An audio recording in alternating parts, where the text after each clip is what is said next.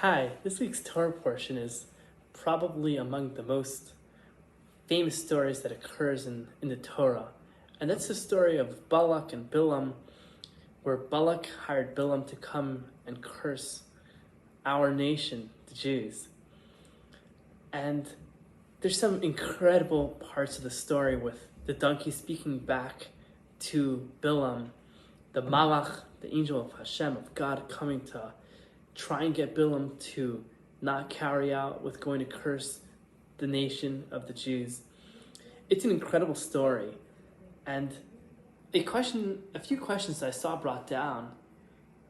Why did God need to create such large miracles, such huge miracles?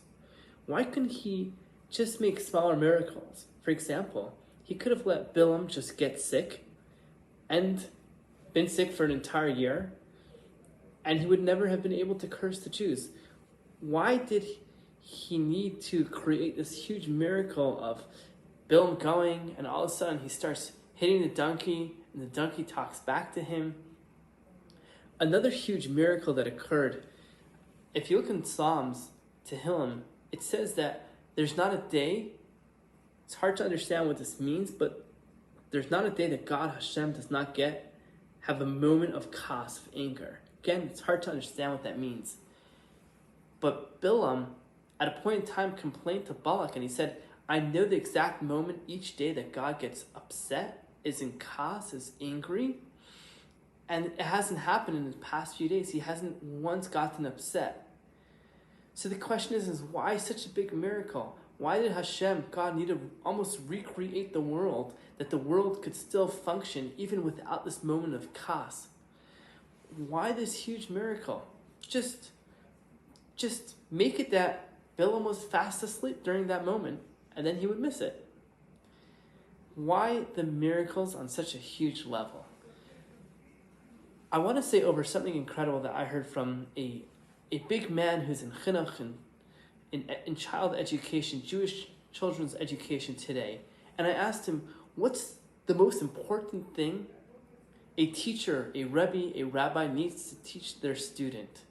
So of course we need to teach them Torah and Midos, good character traits, how to pray, how to daven, how to learn, how to live a life of a Jew.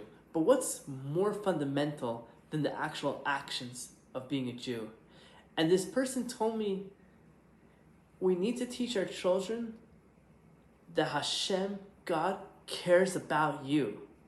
He's invested in you. He wants you to be successful. He cares about you. He's given you a beautiful life and all these great talents and abilities and personalities to be successful. And he's thinking about you. You're on his mind all the time.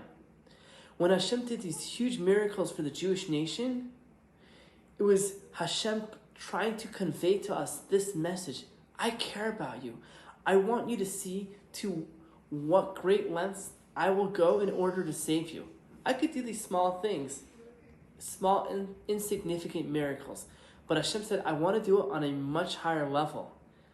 I want you to experience this high level of love that I have just for you.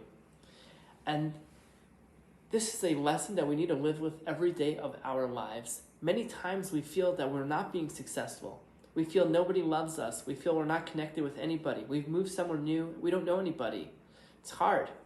But when we epitomize this message that Hashem, God, He's looking from high up above, and He wants us to be successful. He wants us to grow and be the best we can, then of course we'll get there. Shabbat Shalom. And let's internalize this message of Hashem cares so much about you and me.